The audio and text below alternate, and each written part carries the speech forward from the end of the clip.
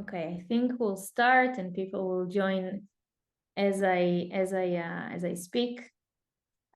So hi everyone, welcome to today's meetup where we will discuss how to communicate with investors from the US in the current times. We haven't done an event in English in a while, but this time we have special guests who are joining us. We have Bנקוסקי from USVP. Hi, Jacques. Hi. Hi. I do speak Hebrew, but I think Aaron doesn't, right? Not well enough. It's a good chance for us to practice our English, so that's fine. And we have Aaron Jacobson here from NEA. Hi, Aaron. Hello. Thanks for having me. Thank you for being here. And our wonderful שולי Galilee from UpWest, which initiated this event. Hi, שולי. Hi, guys. Good morning. Good evening. Good evening, good morning, wherever you are. Really happy to have you all with us.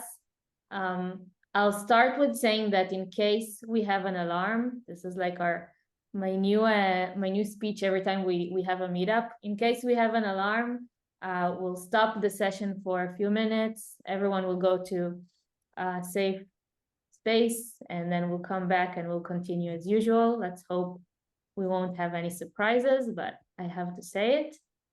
And just before we start, I do want to mention that we have a few more initiatives aimed to help startup founders and employees in these times. I don't want to steal time from our meetup, so whoever is interested in hearing more, just stay after this session and I'll show you a few things that is going on our initiative these days. So without further ado, I'll be happy to start with giving our audience some context. So I want to get to know you a little bit. I'll be happy if each one of you can present yourself and maybe tell us in a sentence who you're investing in, what stages, and what is your connection to Israel. So Jacques, maybe we'll start with you. So I'm a partner with USVP. USVP has been around for a very long time.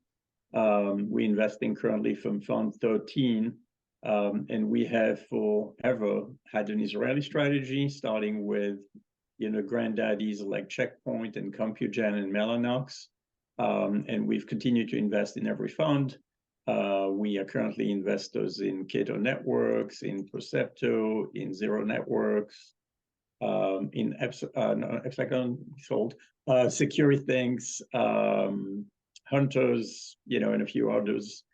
We invest typically at the Series A, which is companies that have a few customers. It doesn't have to be many. We don't have a minimum revenue threshold, but with a few customers, we assume it's going to be a few $100,000. We lead, we take board seats. We typically write a check between $8 and $10 million. The round is bigger, that's fine, but that's the part that we're going to do. Great. Aaron? Yeah, hey everyone. Also, like USVP, I'm from NEA, and NEA has been around for quite a long time. We're on Fund 18.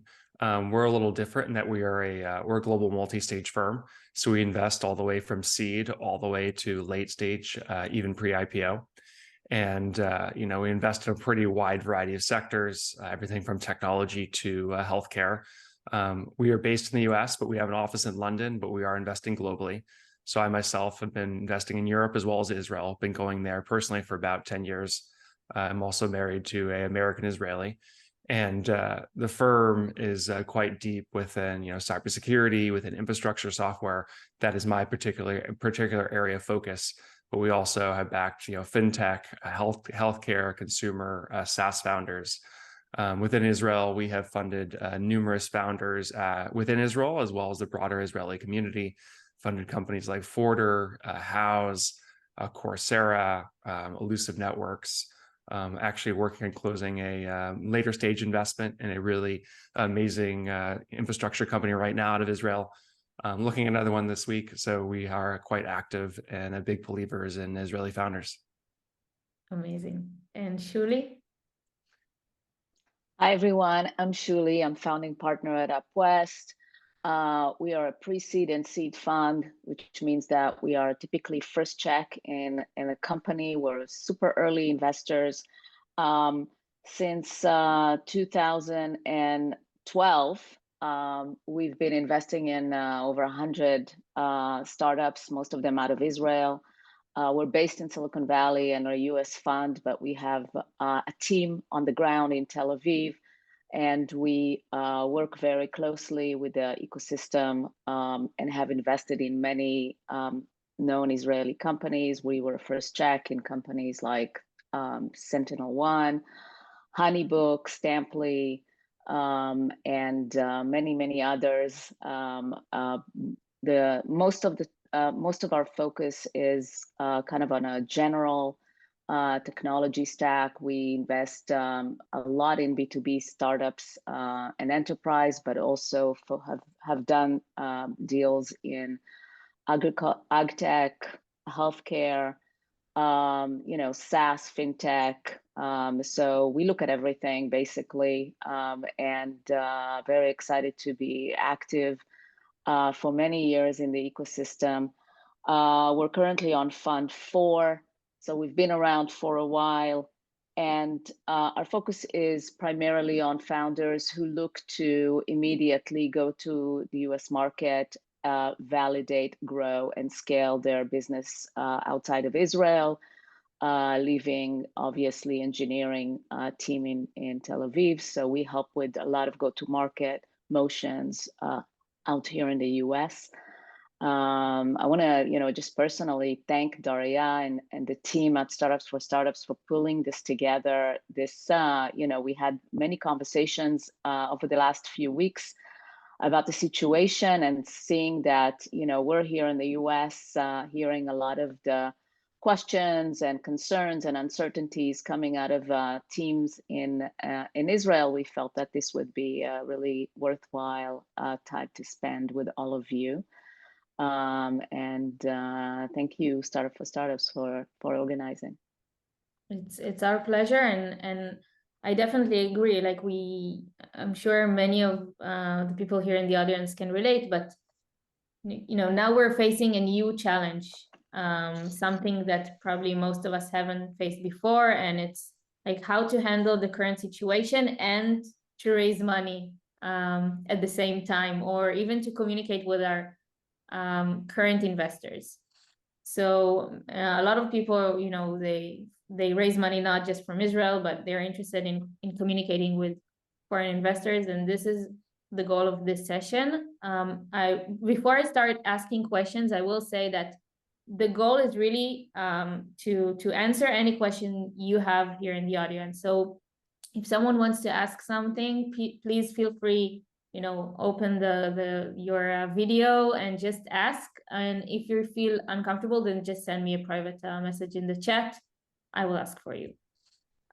So I'd like to start with hearing your perspective on the current situation. The three of you, each of you know Israel very well, and you've invested in Israeli startups before, but this is not a regular situation.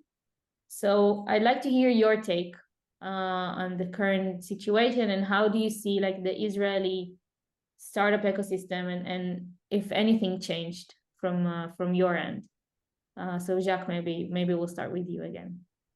So, well, obviously, we are very sad about what happened and what continues to happen. It touches us directly. Actually, it touches us very directly in that we've had several portfolio companies where people have had, tragic losses. We have one where a senior executive has 5 family members that are hostage. So we're dealing with the situation remotely, very intimately. And of course, we work with our CEOs on that.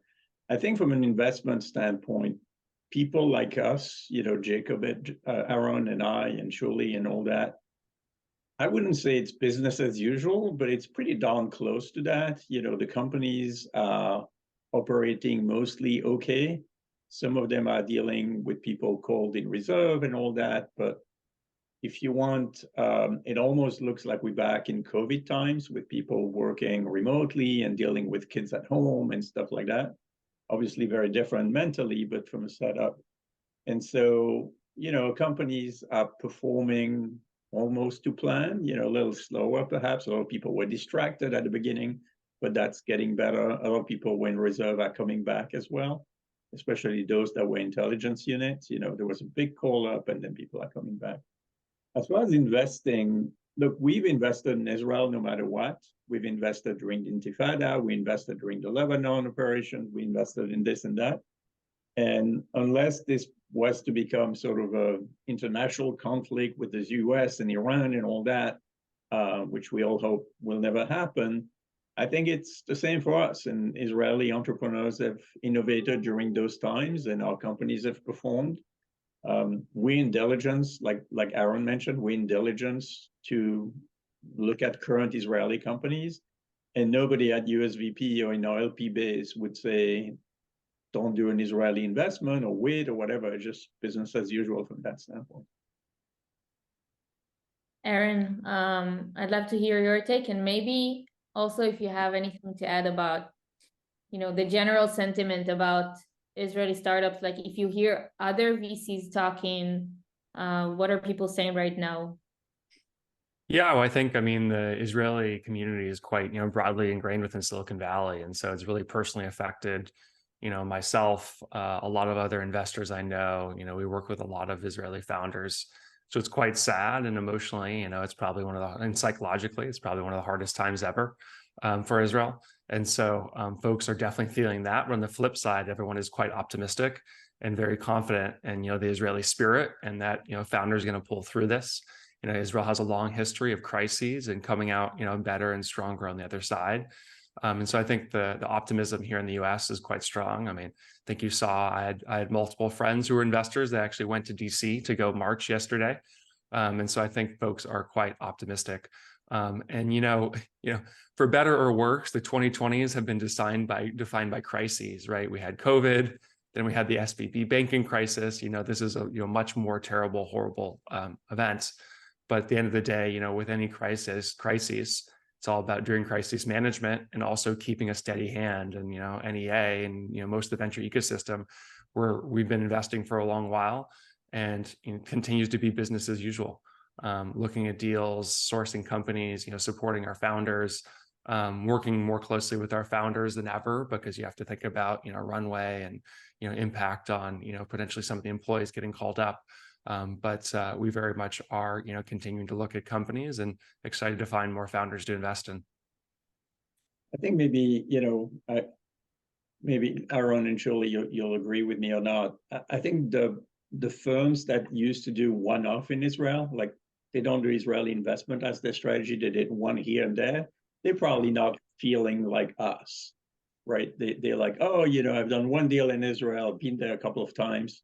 It's very different. They can much more easily get pushback or feel pushback. Yeah, שולי, we I talked agree. about it yesterday. Maybe you can elaborate on that a little bit.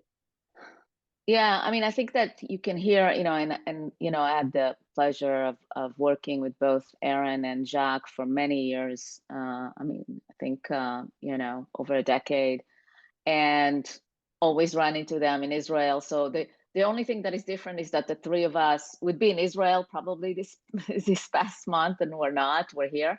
But I think that what you hear really from, and it's important for founders to understand, especially for those who made the strategy of investing in Israel as strategy, is that VCs are long-term thinkers in how they manage their engagements, how they think about risks management.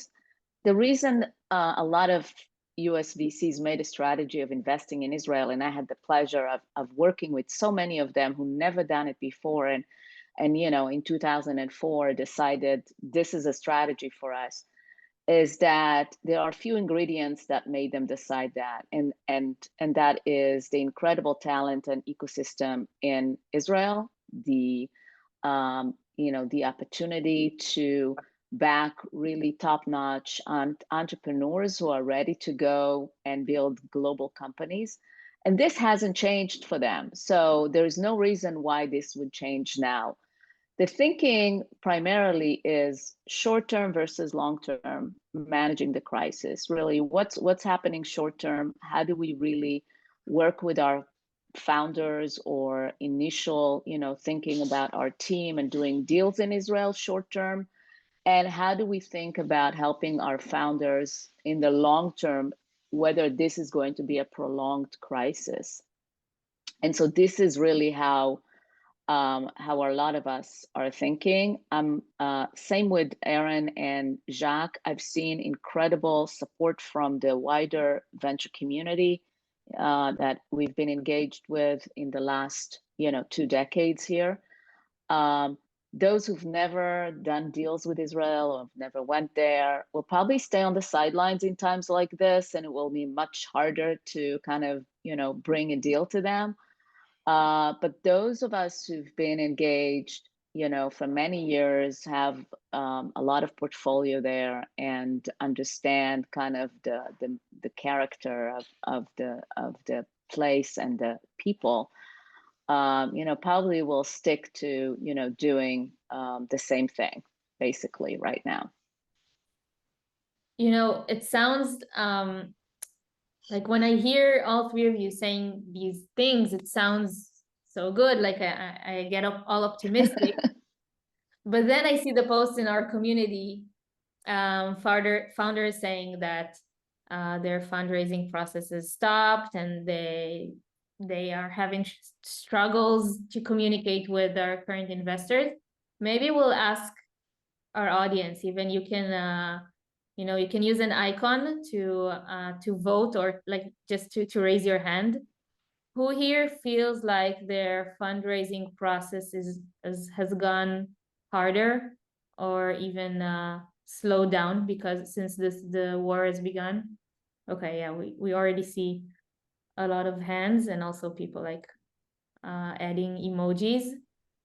Who here feels like they're having challenges communicating with their current investors because of the situation? Okay, less hands. So we can focus more on the fundraising process, maybe later on how to communicate with current investors. We maybe ask the audience, how many of them are super early stage and only now starting, to get institutional investors versus those that are already at the second stage? Yeah, so I think there's actually a difference here. I think probably super early is harder these days. So who here is rating their first, or let's say up to seed money? Okay, someone raising A. Okay, so we have a few. So let's try to address both stages. And maybe I'll ask, like, is someone here in the audience want to share like a case where like their fundraising process is slowed down or something? Can you, Igal, do you wanna speak maybe? Hi everybody. And introduce yourself, yeah. Okay, my name is Igal. I'm from Lasting Effect Consumer Pharma. We're developing products based on our buccal extended release drug delivery system. Right now, we had, since the start of the war, we had 2 roadshow in the States canceled. One, we had a very big healthcare company that we were in negotiations. It's not negotiation. We already concluded the investment, but because of the war and their role in it, they stopped everything. So right now we are planning for clinical trial that they had to finance, but we don't have the money. But since they stopped everything, so we don't have the money to proceed for the clinical trial. And they say, okay, wait, and but we have a burning rate, right? And we can't wait. Yeah, and that's us. and we're from the south, so we are having much bigger problem than startups from the center. Yigal, I'm curious, did they tell you, did they just stop discussions? Did they tell you they wanted to wait? Yeah, they What said was the that they wanted messaging? to wait. No, it's going to be an investment. They're very interested in us, but for me, you know, I have a burn rate. I have a budget. I have timetable. I have other investors that potentially very large, like one of the big fours, that waiting for me. They gave me the material for free. Everything else. Yeah, I think it doesn't negate what we said earlier, right? Which is people that have done multiple Israeli investments, have been there on the ground, you know, will deal with this. People that have not will have a much harder time. And I think this may be the case. I think with the case of corporation, first of all, there's a question of risk management, right? They think, hey, what if you get bombed and the whole thing goes away? Which we don't even think about, right? We know how to deal with that.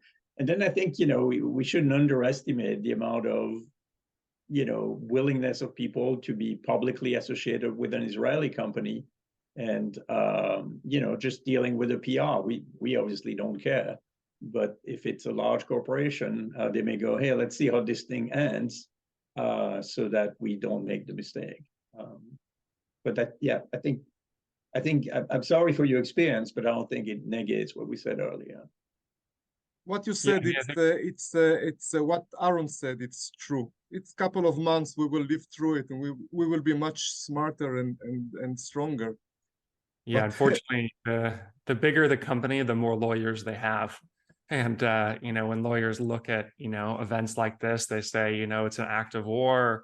It's irresponsible to invest in an area that's in a state of your war. words. This is what's happening with Right. us. So, you know, I think you just have to realize that the bigger the company, you know, they're just going to have more legal issues. I think things are getting better, though, in that, you know, there's starting to be, I think, more predictability and more certainty. Not that, you know, not that the crisis is going to end anytime soon, but, you know, the first week or two, there's just a lot of uncertainty. You know, is this going to spiral out of control? Is this going to be a broader conflict? I personally think that's less and less likely. And I think more folks are starting to realize that too. So I think it's just a game of time. I think it's just continuing to keep investors updated, continuing to let them know that you're ready and willing to go, and that, you know, the docs are there, and that, you know, all this amazing technology is on the sidelines that could really change the world. So I think it's just a game of that. And something else to look at too is, I think it's important, kind of as everyone was saying before, is to really discern the long-term investors in Israel versus the tourists. And I would just look at, you know, who else is, you know, this firm, have they made other investments in Israel? Other investors you're talking to, have they made other investments in Israel? Have they made recent investments in Israel? Are they actively looking at investments in Israel? So on the side of, you know, raising new money, or if you're in discussions with investors, how can you tell, are they actually serious? It's a time to be asking, just like investors are asking more questions of you given the crisis, vice versa. You're in your right to ask a ton of questions of them. But Aaron, you know, שולי mentioned before, you know, preparing for short-term consequences and long-term consequences. What should founders do differently now that, you know, Yigal mentioned that they were already counting on this investment and now it's delayed. So what can founders do differently to prepare for maybe longer amount of time to actually raise money, or in terms of other plans? Yeah, we can look at, you know, I'm a believer, and you hope for the best and you plan for the worst. And so it's all about runway extension, and there's multiple ways you can do that. You can look at, you know, potentially, you know, furloughs for employees. You can potentially look at asking folks to take, you know, lower temporary salaries. There's also a bunch of programs out there. I know a bunch of, you know, Israeli VCs have gotten together to do, I think, like temporary bridge financing in order to extend runway. Potentially look at venture debt. You just really got to evaluate all options, and also be quite thoughtful on the contingency planning and figuring out a way to bring down your runway, albeit temporarily. To extend your runway, but maybe bring down your burn, albeit temporarily, so there's no long-term impacts. You know, I'm involved with a couple of those. Sorry, go ahead, Yeah, שולי. go. No, you go. I want I want to add something particularly for those in the very, very early stages, seeing that this is where, we mostly invest as first check is founders who just started and thinking of going out and raising. And, what we've been seeing in the last month, and we've seen numerous founders who decided that rather than going and raising a big amount of money, like a large seed, they would go for a pre-seed round. I know there are, both in Israel and outside of Israel, there are plenty of people in that stage that are able to help you get going in the beginning and validate with slightly less money than what you planned. And if you can create a plan around a pre-seed right now, just to get you off the ground, I would encourage you to do that. We did a pre-seed deal last week, actually, in Israel, and I think it's a team that could have easily maybe go out and raise a larger amount, but they were eager to get going with some really important design partners. So they opted for the pre-seed. So I would say for those of you in that stage, there's plenty of money at that pre-seed and seed stage, and both in Israel as well as outside. And I want to also double click on the qualification, just like it's when you qualify customers, qualify VCs, qualify their amount of time they spent investing in Israel, how they are doing it.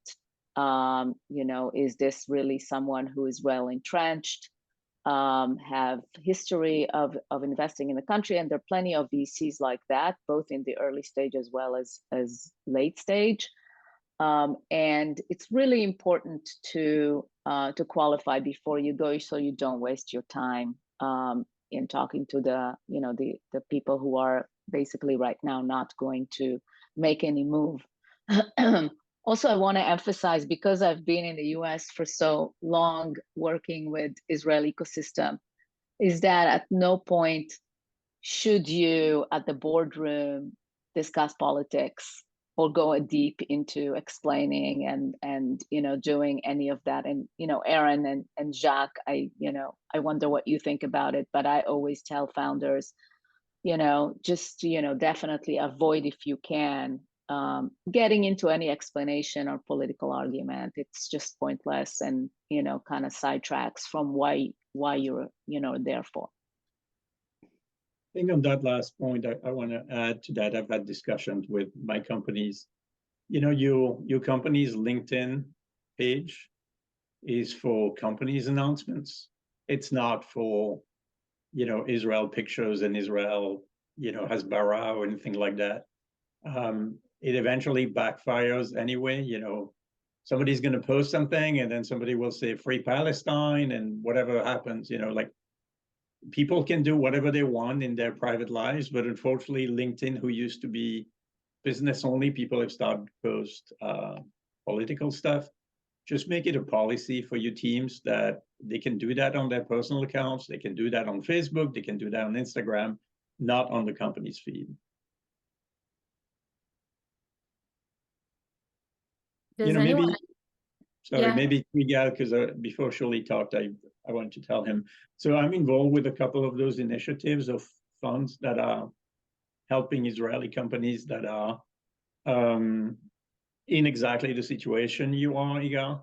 And I would encourage you to reach out. There's like 3 of them that I know.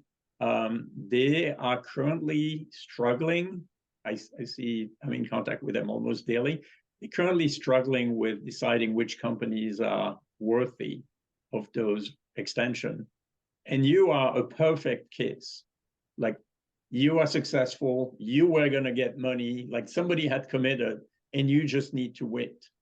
And the difficulty that the funds have is when somebody who is a generic seed company says, oh, I'm having a hard time fundraising, and it's kind of hard to say, is it because the war, is it because not a good company, and they would not have raised money even before the war. And so I encourage you to talk to those people. I'm happy to put you in touch with them, because you a perfect case study for why those funds should exist. Thank you very much. It will be great. It's exactly where we are. Yeah. I mean, one thing I want to emphasize, though, before the war started, the Israeli ecosystem was starting with a lot of delay compared to the US to reset, right? Like the the US ecosystem reset 2+ years ago. And I was in Israel the week before Rosh Hashanah, and I was with a bunch of VCs at a cocktail, and they asked me as a foreign investor, they were all Israeli investors, kind of where are we? And I said, honestly, you guys are just at the beginning, and the bottom is going to be in 12 to 18 months. And so a bunch of what's happening is actually not related to the war. The war is kind of a fog on top of it. And, people have to take stock of that reset, sort of forget the war if they can for a minute, and say, what would my company have done pre the war? What would have been the valuation? What would have been the round size? And recognize that the party that Israel has enjoyed for the last 3-4 years, that party is over, regardless of the war. And the war is sort of making unclear what's what, but that's very important for people to understand. I don't know how my fellow panelists here think about that. I think that's very true. I mean, what I've seen in the US is, things have really kind of normalized to, in the 3 or 4 years leading up to like 2019, 2020, that's kind of like the benchmark in terms of like pace that funds are investing, valuations. And so we've kind of established that again. Unless you're an AI company, I say that with a caveat, because anything related to AI is still quite fast and furious. And I suspect that's also happening in Israel as well. But I would look at, what was the environment like kind of pre-COVID? And that's probably what the environment's going to be like, we're going to evolve to within Israel over the next, year or two. I want to ask the three of you, because you mentioned like try not to talk about politics and not mention it maybe on the LinkedIn's company page, but eventually, as I assume that, the companies that are on your portfolio, you want to hear how they are dealing with the current situation and what they are doing. I'm also assuming that companies that are now in their fundraising process are required to answer questions about the current situation and how they are dealing with it. So, it's a very thin line, like trying not to go into politics, but yet still address the situation. So how do you suggest founders discuss it with potential investors? I think, when the war started, a few of my companies were wondering what they should post on LinkedIn, right? Because there was concerns on the part of the customers of what it means and the investors. And I think the answer to that was, of course, there is a war going on. We've analyzed the situation. We have business continuity processes in place. We will support our customers as before. And as customers, you shouldn't worry. We'll be there for you, blah, blah, blah. That's perfect. If you start adding to that, support Israel, Israel great, Israel is going to win, blah, blah, blah, then you're crossing the line. And I think the same way of answering is the way you can answer investors. If people saying, well, how are you handling the war? The first part of my answer is the non-political way to address it, and should be the only way that they care about. They care that the company is executing quasi-normally.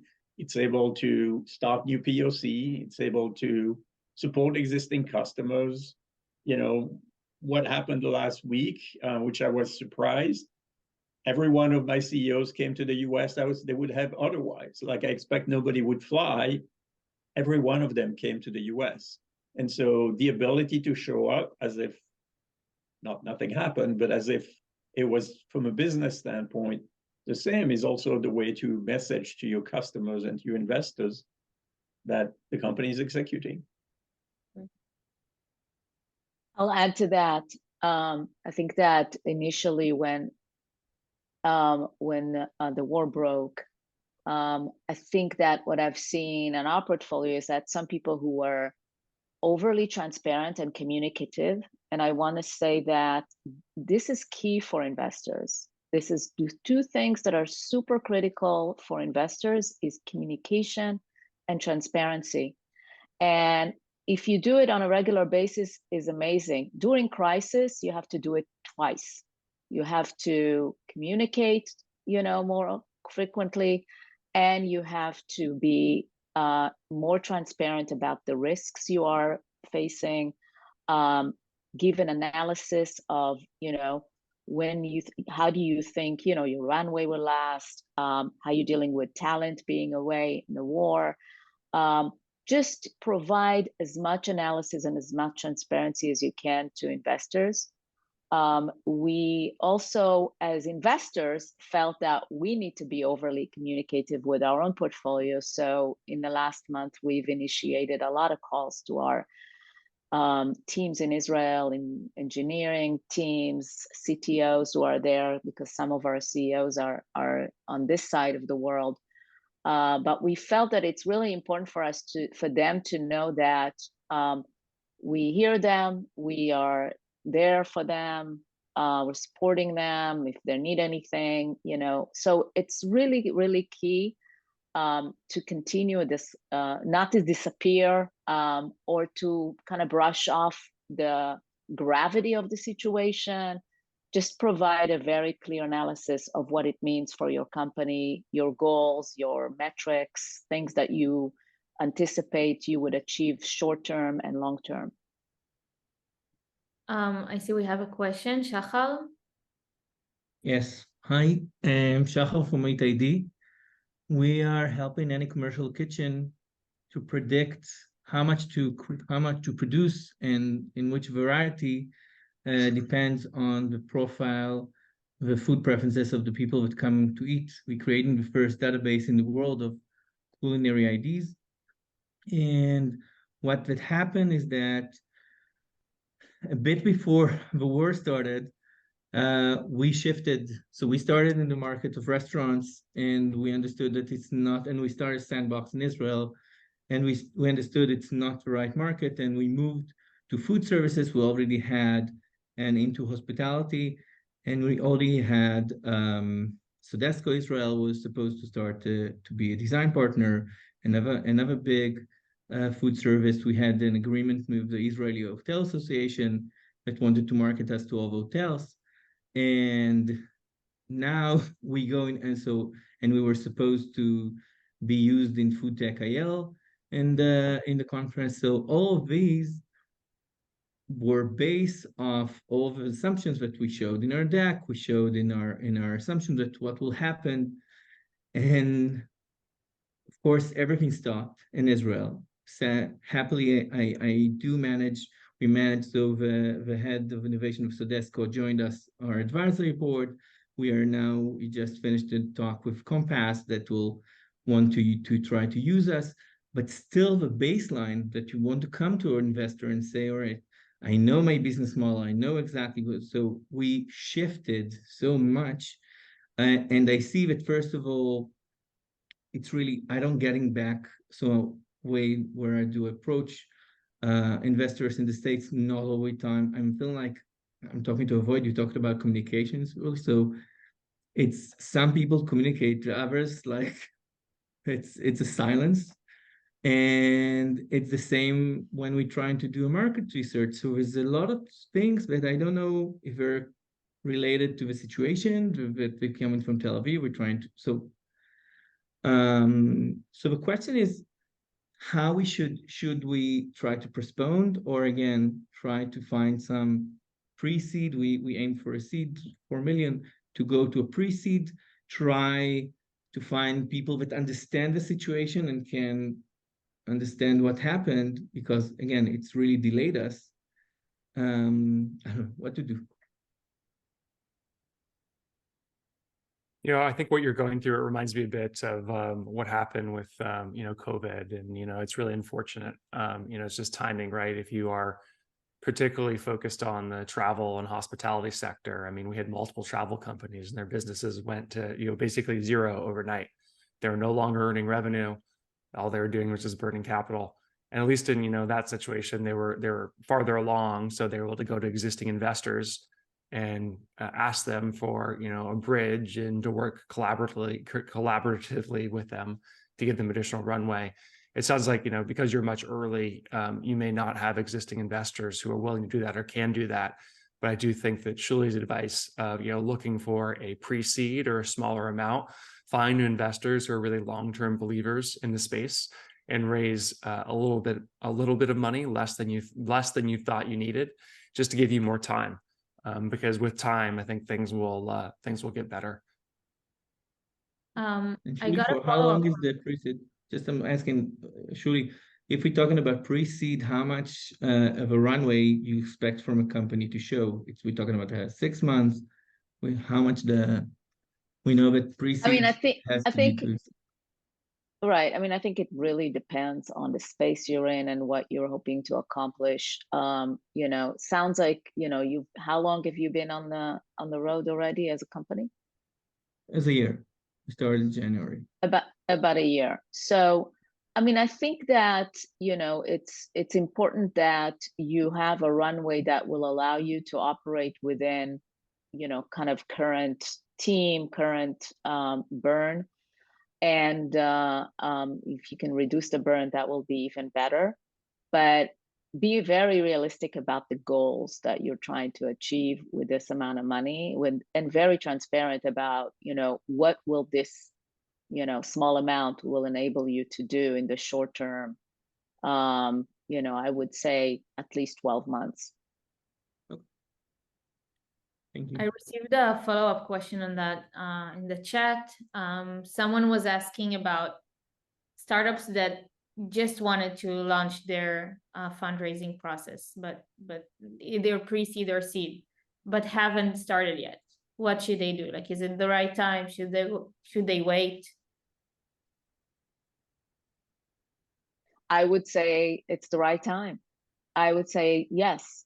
I mean, if you feel like you have what it takes to start talking to investors, the team is full-time, there is a very clear vision of what you want to go after, you thought about the market, you have created a plan, and you feel like you can start talking to very early stage investors who you qualified as people who understand your space, can think with you long-term about this, who are, ready to write checks. There are plenty of those investors, both in Israel as well as outside of Israel. Another question we received, and maybe Jacques, maybe you can answer that, about the conversation among investors about founders, if they're worried that founders are active in Army Reserve, like, are there any questions about that topic? Because there are a lot of CEOs that are now on reserve duty. Right. Look, I think it's very hard to fundraise if you're not at work, right? That's the reality. I have a CEO that's on reserve. He's been on reserve since the beginning. Would he be able to fundraise right now? Maybe, but he would have to find the time, right? I mean, when you're fundraising, you need to do a bunch of phone calls and all that. I think you have to be realistic about that. But assuming that the CEO themselves is not on duty and they can assemble what it would take normally to assemble, then they should be able to raise. I think, one element which people, I feel, do not pay enough attention, I brought it up a couple of times, is, the salaries of people on reserves are paid by the government.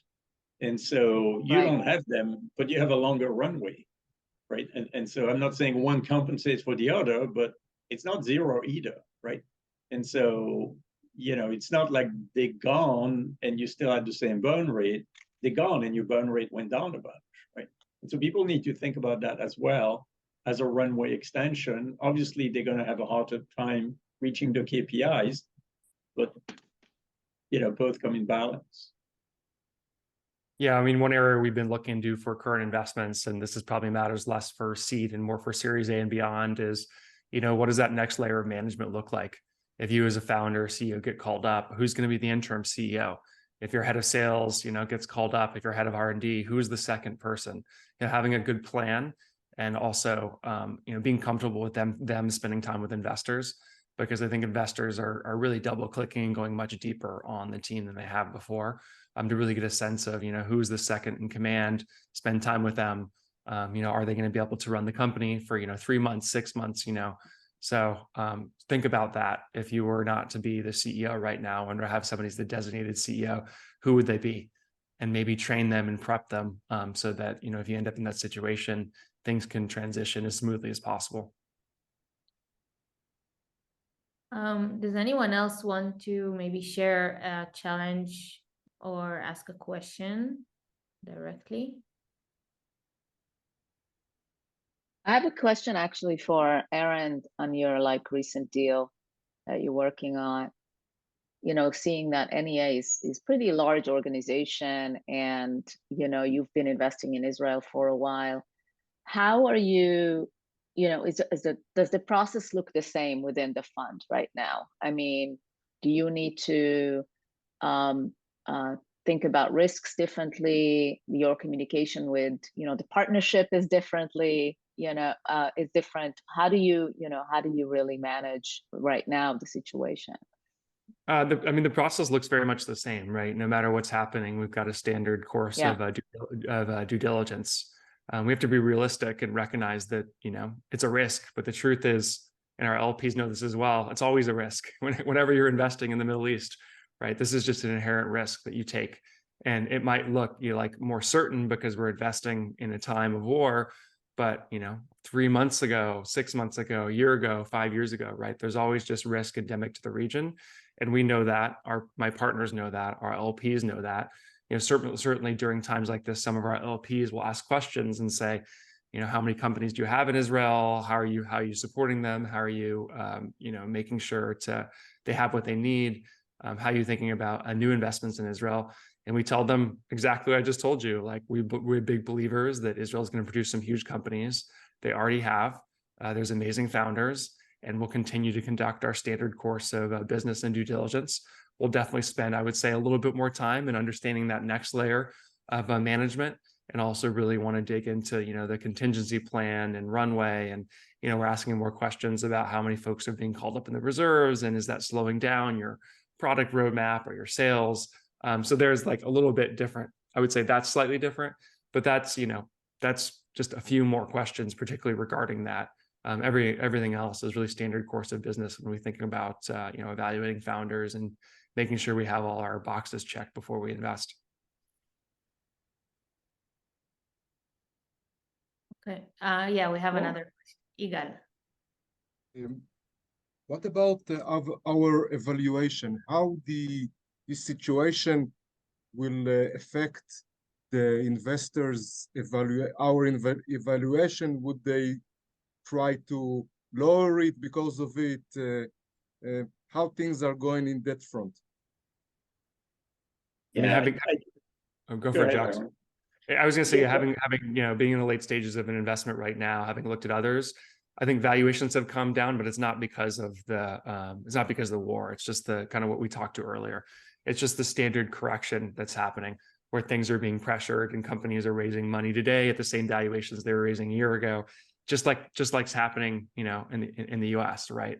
And so I think it's more just supply demand relative to the venture industry and the cyclicality of that, and it's very minimal investors thinking, oh, we can get great deals now because there's a crisis going on. Exactly like Aaron said, I would be shocked if somebody that's serious about investing in Israel would say the words, yes, but because of the war, we need a lower valuation. If they're telling you that, then they're not committed to investing in Israel. I think it's important to hear that. I tell you, no, I will tell you what they're telling me. They're telling me to move out, plainly, move to the States. I think you're in a different situation because you have actually physical stuff with labs and all that. Most tech companies can operate from anywhere, right? People work from home, from the office, from wherever. You have a slightly more, physical thing. And you're also dealing with a non-investor. You're dealing with a corporation. So yeah, I don't think people are hunting for deals or lowering valuation because of that, but the valuations had to come down anyway, and they were starting to come down, not enough actually. And so that's still going on. Even if the war ends tomorrow, there still needs to be that reset. I'd like to ask you about your expectations from your current portfolio companies and maybe companies that you're in touch with right now about fundraising. But what are your expectations in terms of communication? שולי, you touched on that a little bit before. Employee management, seizing opportunities that might be harder right now. How do you see that, Aaron? I think שולי said it very well earlier, right? It's, what investors really care about is transparency, communication, and predictability. And so with your current investors, and proactivity as well. So hopefully you're coming to your investors with a plan, recognition that there's a war going on, recognition that folks are going to be called up for, for military reserves, and just being very open and honest about what that means. Here's the number of employees we have, here's who got called up, here's the impact on our business, here's the impact on our runway, here's the options we're exploring if we need more runway. And things are changing week to week. So, I might even encourage maybe like a weekly update or a bi-weekly update. Anytime there's a material change, whether it's, more folks get called up or maybe folks come back. I think it's just important to keep your investors updated, because that's really what we value in times of, in all times, especially in times of crisis. I want to add something here. I want to add something here that I've seen some of our portfolio doing that I thought gave me, at least as their investor, a lot of hope in how they are handling the situation, and really showed me that there is incredible resiliency in the team. And that is, some of the teams have a team on the US side, Americans, all over the States. Israel is far away from them. They are working mostly in sales, marketing, customer success, and things like that. And what the company did is they basically created a really short video of all these US, employees, talking solidarity with their Israeli counterparts. And what the CEO told me is that small gesture created incredible, I would say, cohesiveness in the team. He felt that, it was a small gesture, but it meant a lot to the Israeli teams, and it made the US team feel a lot closer to the Israeli team. And I think it's important to do it not only with the investors, it's important to do it with US employees, because they don't know war, they don't understand. Maybe they've never visited Israel. They sit in, Chicago, California, New York, and they work on your behalf. It's important to help them feel part of the process, and to do this internal communication as well, and create that solidarity within the team. And for me, that provided me a sense of, these guys really got it together. They really have internal communication, they communicated to the outside, they're creating cohesiveness. They'll really get through this. And I think that's important to show investors as well. It's like, how is the team doing morale-wise? How are they handling the lack of, maybe availability to speak to customers? Really, dive deep and talk about those kinds of small things that you've done to create, kind of a greater opportunity for, when things are, going back to normal, hopefully. Jack, you wanted to add something? I think what שולי said is right. As always in multi-site companies, you have to be deliberate about your communication plan, right? You have to really think it through and then execute on it. Don't improvise it. Yeah.